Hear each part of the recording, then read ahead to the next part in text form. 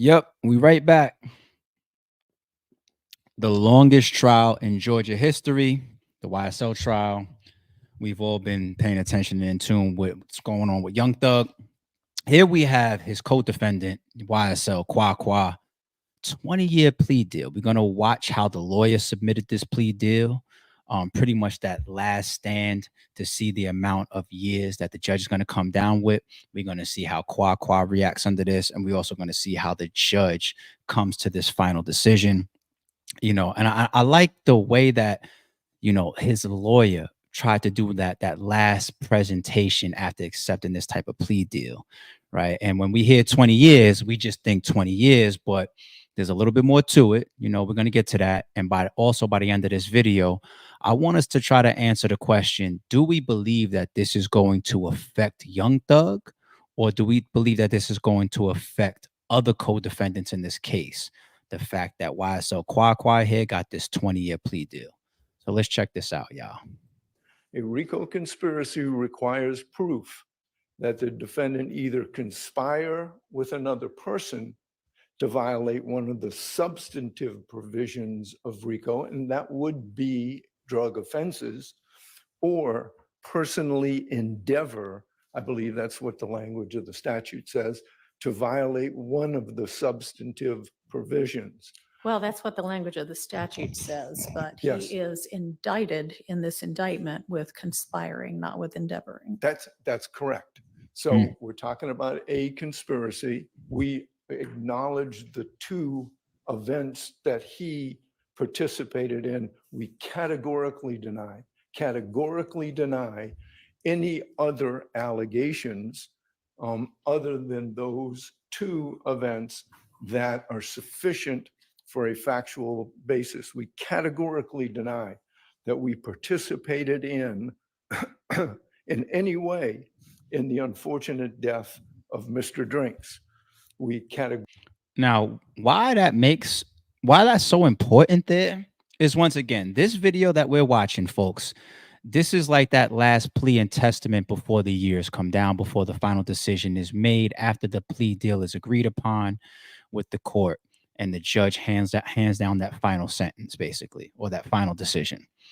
This is very, very key. And I can see any good lawyer wanting to get into this type of position where it's like, look, judge, before you say 5 years, 10 years, 15 years, 20 years, max, whatever the case may be, I want you to understand, as a part of this plea deal negotiation, we still are categorically denying these claims over here, these initial charges over here, these pieces that's not included in the negotiated plea deal. Like, even if you think that that's not a part of my plea deal, that's off the table, still recognizing that as a lawyer to the court, like saying, okay, I walked into a bank, and by the time I got handcuffed, I ended up getting charges of assault, carrying a deadly firearm, discharging a firearm, assault with a deadly weapon, bank robbery, right? Let's say you walk out with 5 charges, basically. By the time you get to your plea deal, right, your lawyer is taking that stand saying, listen, I know there were still arguments from the prosecution and the DA side. Maybe we heard some witness testimony that my client here, the defendant, he gun butted somebody. He shot somebody. He did rob some money. He did have a loaded deadly firearm, all that type of stuff.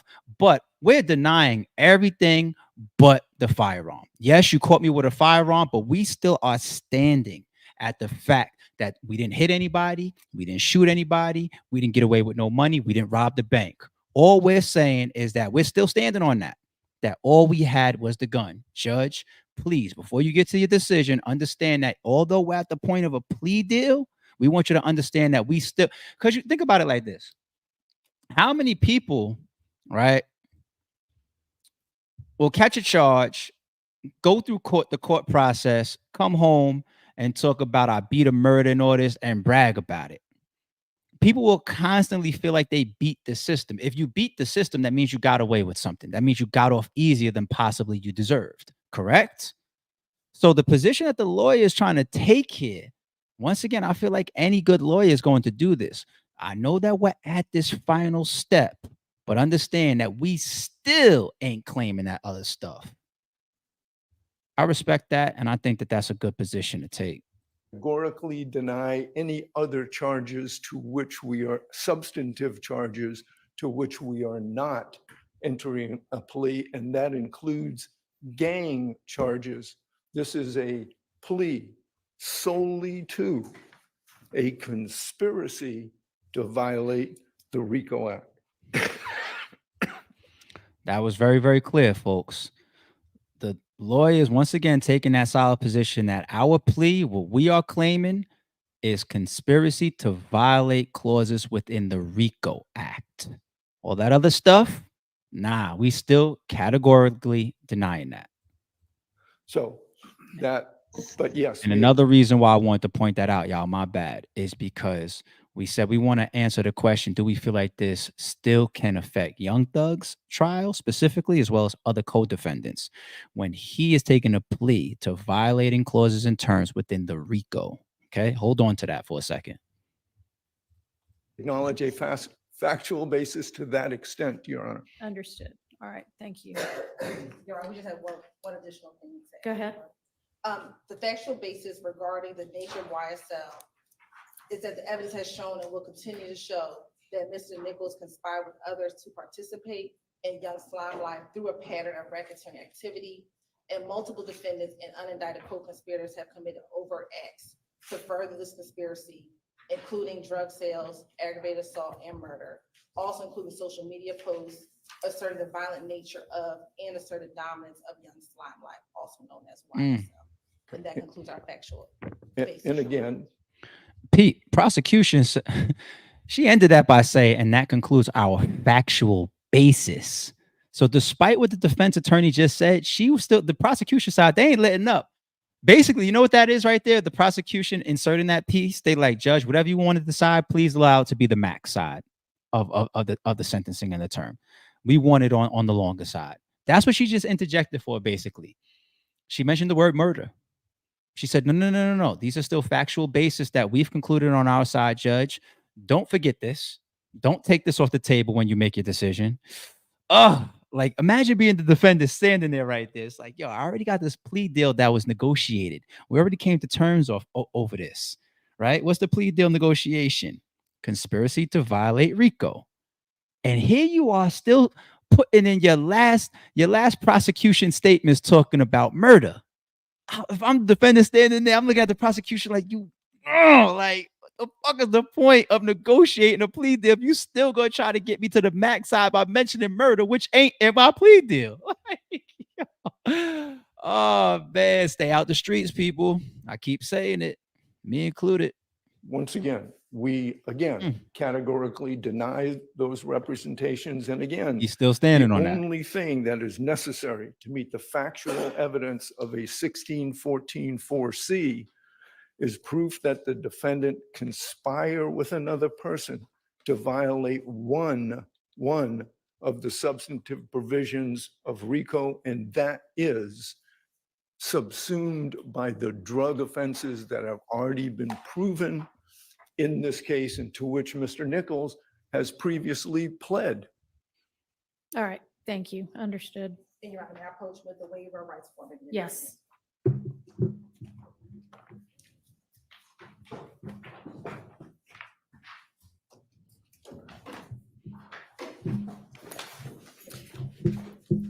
All right, Mr. Harvey, have you reviewed with Mr. Nichols this plea of guilty and waiver of rights form, which the two of you have both signed?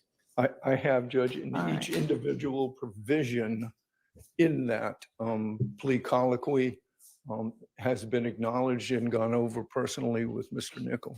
All right.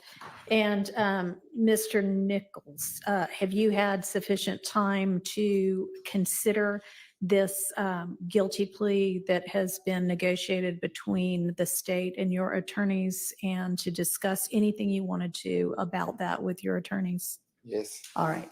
And you understand I hope, I'm going to ask you, that it is your decision ultimately, obviously with the advice of your attorneys, but it's ultimately up to you individually to decide whether you want to enter this guilty plea or not. Do you understand that? Yes, All right. And you do want to enter this guilty plea? yes. All right. Damn, talk about accountability, right? They they are very strict about ensuring that you are fully accountable. Ain't nobody turning around and blaming no judge and no nothing. You accept all of this. You agree. You read. You paid attention. You signed it yourself. Right? And they don't be playing, B.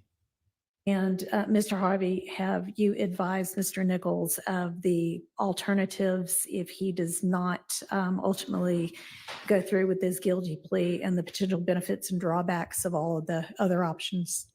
Yes, All right. very thoroughly, Judge. All right. All right, Mr. Harvey, is there anything that the defense wants to add to the record? Judge, other than the statement with regard to the underlying factual basis, I would point out for the court that when Mr. Nichols filled out his form, it says 29 plus. He is a birthday boy in a couple of days and he will be 30. And at 30 years of age, 20s during this. he has a wife. He has got a 13-year-old daughter. He's got a 10-year-old daughter and an 8-year-old son. His wife and sister, I believe, are here in the courtroom to support him. He, Mr. Nichols, was born and raised in Atlanta. And, you know, we're at this point before I have even given my opening statement in this case. Yes, sir. I do want the court to know that Mr. Nichols' mother died in prison. His father was shot by the Atlanta police when he was 4 years old. And he was raised by friends and family in the Atlanta area. So he has. This is let me take a pause. This is a great closeout by this lawyer here, y'all. So once again, I already gave him kudos for his prior angle, but here now painting a picture of the accused having systematic base troubles. What do I mean by systematic? You know, you become almost victimized by your surroundings and your society, and you must adapt. You know, like if you grow up in a certain place that, you know, has a very, very high crime rate and you end up assaulting somebody, it's like I grew up on a tough edge. Everybody's defending themselves and fighting and fussing and all that type of stuff, right? You know, to say that his father was shot by Atlanta police, like, where's this crime being tried, right? Fulton County. To say that his mother died in prison, right? He's really painting a picture here of he's coming up under these type of circumstances and he deserves a second chance here, right? It's not easy to fend off, you know, your parents going through this, you being raised like this, you going through this being your surroundings, your elements, your neighborhood, the society, or the zip codes that you live in, and produce that much of a difference. Of course, you know, we have a legal system for a reason, and it doesn't matter what your circumstances were in your past. People's not going for it. You break the law, right? But once again, this is about sentencing. Okay. So this lawyer is not now at a position where he's trying to get his client off. We're already past that. He's at a position now where he's like, okay, if the range is 20 years, you know, like, what can we get here? Can you give my client 5 years? I really, really like and appreciate and respect these angles that he's playing. Feels genuine too. I ain't gonna lie. Come to this point in his life from a very humble beginning. And he has sought the support of friends in this courtroom and others in this courtroom. Oh shit.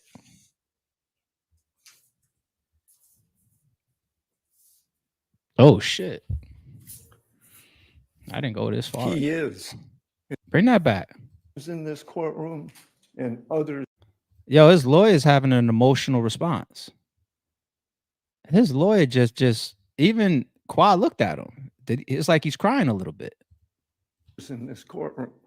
Oh shit! Yeah, you saw how his voice crack right there. This pause. He looks at him. Yeah. He is an intelligent young man who I believe has a future. Every day we do a word of the day. We Oh, put wow. a new word into a sentence. Yo, I ain't gonna lie. I ain't gonna lie. A lawyer is supposed to be there doing all of his bid, earning every last red cent to put his client in the best possible situation possible, right? Honestly, that reaction right there and the kudos that we've given him thus far, the 2 points that we stopped, you know what it almost seems like? Tell me if y'all think I'm reaching. I see MSM said the theatrics. That's possible, right? That's very, very possible. Very, very possible. But if he's being genuine right here, if this ain't theatrics, if he's not giving an opera house based performance, that means that over time he established a real bond with this guy. YSL Qua. Like, he really bonded with him. Like, damn, I think you're a good kid. You really got caught up in this bullshit. Come on, let's keep it real, man. This ain't my sensitive side, people. You know that these lawyers, they have their main objective, their career, their job, their success, right? Their promotion.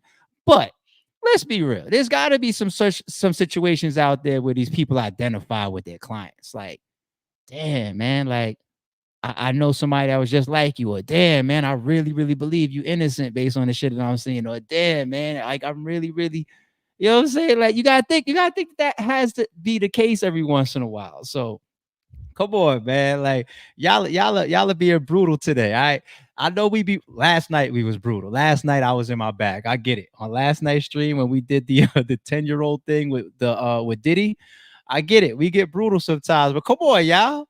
You know what I'm saying? We got to cut some slack every once in a while on this channel. Come on. Y'all like, fuck that. He's acting his ass off in the chat. And I think this is in his best interest. I know that there is, and I know this plea is negotiated, but it's a long downside from 7 to 20. So Damn. the courts will have jurisdiction over him for a period of time. So I asked the court, given who this young man is, and given our categorical denial of some of the factual basis, to accept the plea and sentence Mr. Nichols accordingly. Mr. Nichols, is there anything that you want to say? No, ma'am. All right. Shout out Melly. All right. I find there See you, to love. be a factual basis for the All right, let's guilty see what the plea judge to says, the man. RICO count one of the indictment, that being a conspiracy to acquire control or interest in money and personal property through a pattern of racketeering activity. And that is the only count that guilty plea is being entered for. The remaining counts of this indictment as against Mr. Nichols are being null pros by the state as a part of this indictment. I find, having heard the evidence up to the point of trial right now, that there is evidence of at least one overt act in furtherance of the conspiracy. And that there is evidence that would fall within the required statute of limitations to establish this RICO conspiracy count. One of the things that we as judges are instructed by our Uniform Superior Court rules to do when we are considering whether to accept a guilty plea and whether to accept a negotiated sentence, and this is a negotiated sentence in this case, is to take into account whether giving leniency in sentencing is going to aid in ensuring promptness and certainty or at least more promptness and more certainty with regard to corrective measures, whether the defendant, and in this case, the defendant has acknowledged guilt and is accepting responsibility for his guilt of the RICO count, and whether accepting the plea will aid in avoiding further delays, not just with regard to this case, but with regard to the entirety of our system here in Fulton County. And this plea does go towards doing all of those things. I am going to accept the plea as negotiated and sentence in accord with the negotiated recommendation. As I said before, find there to be a factual basis for count one of the plea. I find the plea to have been freely, knowingly, intelligently, and voluntarily entered into by Mr. Nichols with an understanding of the consequences of doing that.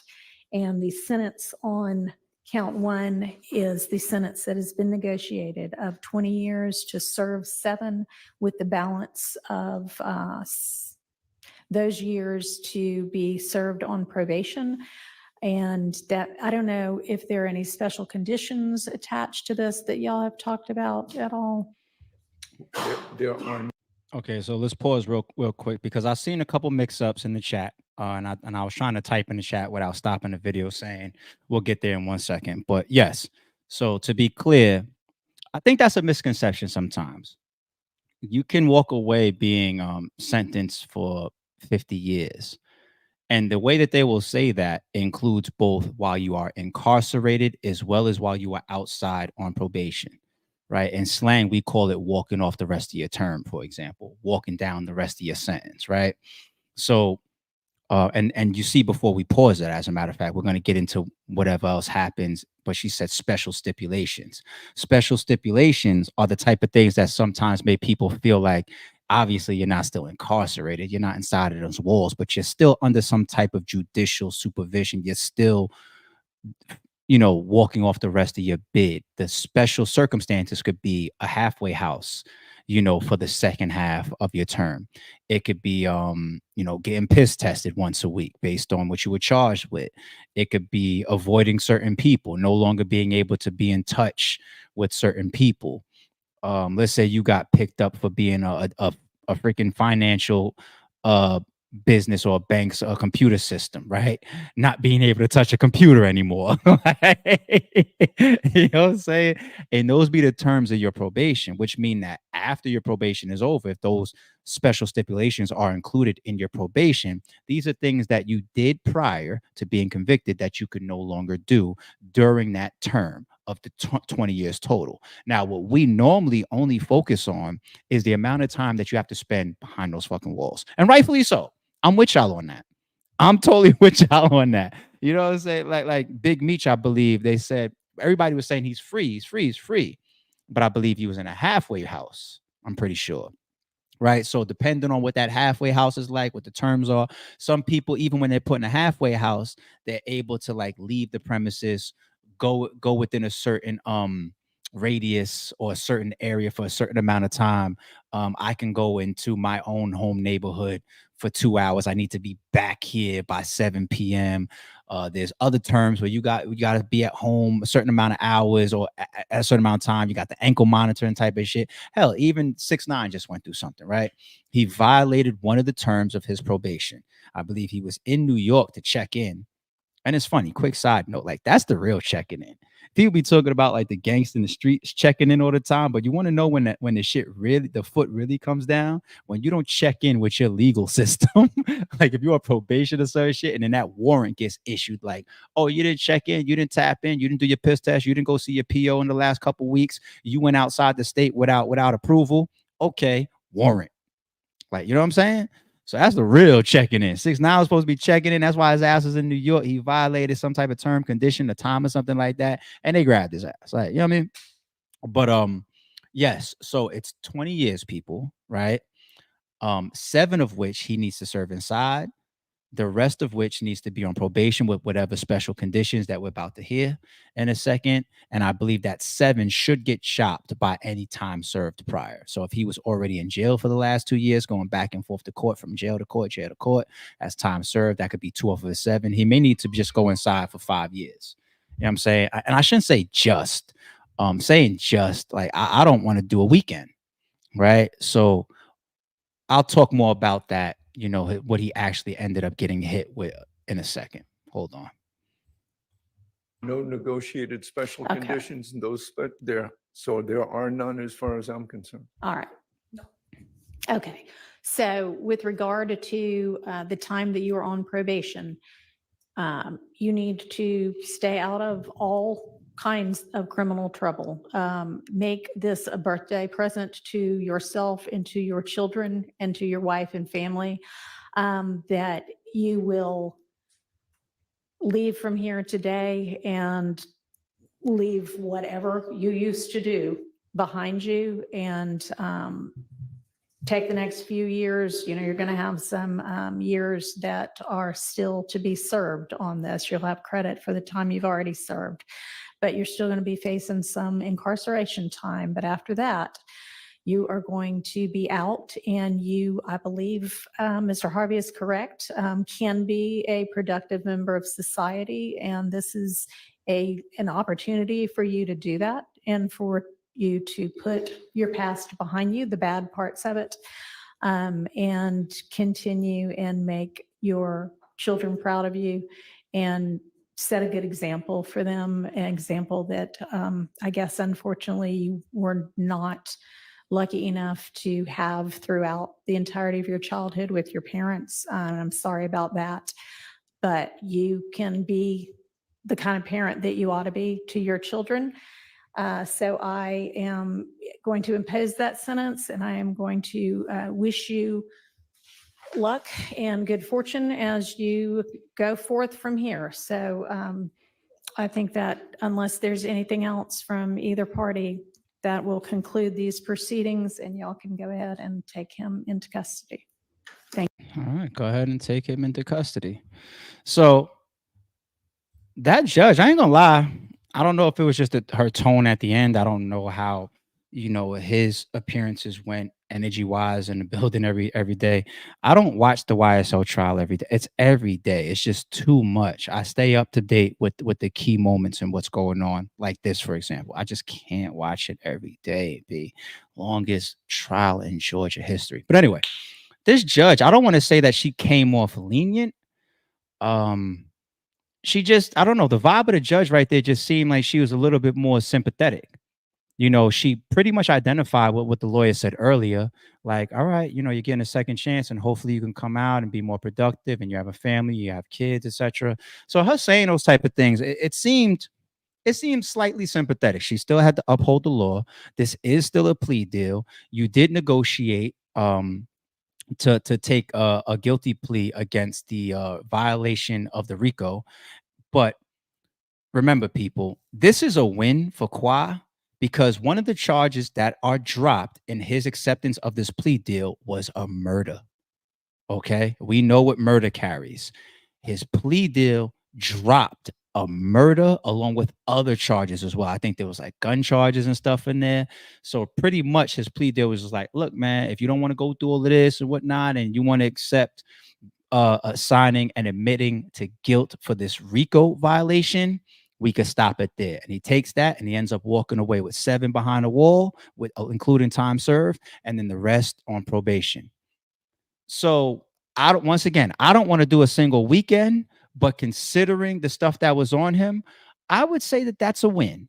He's 29 years old, about to turn 30. He may serve anywhere from 5 to 7 years behind the wall for a second. He might be able to come home by the age 35, 36, 37 and be with the rest of his family, right?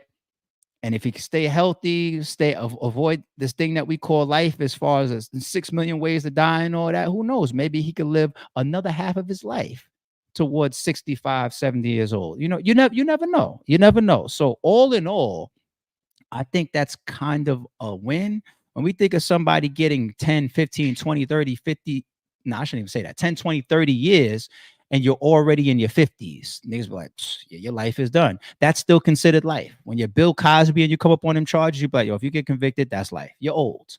The Abercrombie and Fitch guy, you see him strutting out of his bonding, how old he is. If you get 5 years, you're going to call that life. You look old as shit. You know what I'm saying? So, okay, quick summary here as far as how do I feel that this affects others. I gotta put it in a worse realm than the Gunna thing. And I know so much has happened since Gunna went viral for sitting here saying, is YSL a gang? Yes, ma'am. So much has happened since then. That was like a year ago or some shit like that. I know I'm not naive, people. But remember, our response to that was Young Thug is taking this defense in this position. YSL is a record label. We do music. We ain't into no organized crime and all that. And you come there and say it's a gang, and everybody flamed Gunna for that, right? Flamed him. This guy right here signs a plea deal of guilt of violation of RICO clauses and terms. So now you have a guilty YSL member already that went through the judicial system with guilty on him of being a YSL member that violated RICO. I don't think that plays too great. Now, as far as the murders and everything, and that not necessarily, because technically that shouldn't have any, once that's off the table, it's off the table, right? I know the jurors and other co-defendants, including Young Thug, they have eyes and ears, they have cell phone, they have social media. They still might believe like, I still think that the murders was possibly guilty for qua-qua. That's up to those people. You know, I don't want to forward think that much or that crazy, but all in all, I would say that this plea deal on a scale from 1 to 10 hurts Young Thug, I would say a 6. I really would go with at least a 7.5. I think it hurts him about a 5 out of 10. I do. The reason why I'm not going with like a 7.5 is because how progressed he is on his side with all the elements and the buildup of a possible mistrial. I think his situation is too far along for this to be that detrimental where it's just like, oh shit, this right here is a huge pivot or a huge turning point for Young Thug specifically. Is it an effect? I think anybody that gets any guilty pleas on them during the course of this whole trial that is associated with YSL hurts. It's just how much does it hurt? Let's not be naive. Everything could hurt to a degree. It's just how much. All right. I can keep going, jump more into the Young Thug side of the world, but we'll wait a little bit more over there because, like I said, that's an everyday thing. But in the meantime, I appreciate y'all rocking. Make sure y'all check out last night's live about the 10-year-old allegation with Diddy. A lot of people text me that was a very, very strong live. You know, we got a little frustrated in there, screaming and whatnot. And then also check out the one from yesterday afternoon about Chris Brown. Whether we calling these new allegations on him is true or we calling them cap. Check that out as well. I appreciate y'all, man. And we'll be back in a second. You already know. Don't confuse silence with work ethic. I'm a boss, making decisions my first fetish. The verse cherished is perfect, that's a reverse blemish. I dropped it, connected the block, learn Tetris. This is the Sorry Street Podcast. Welcome to the house of. And shout out to the members. Look out, Martin, you still got a gun.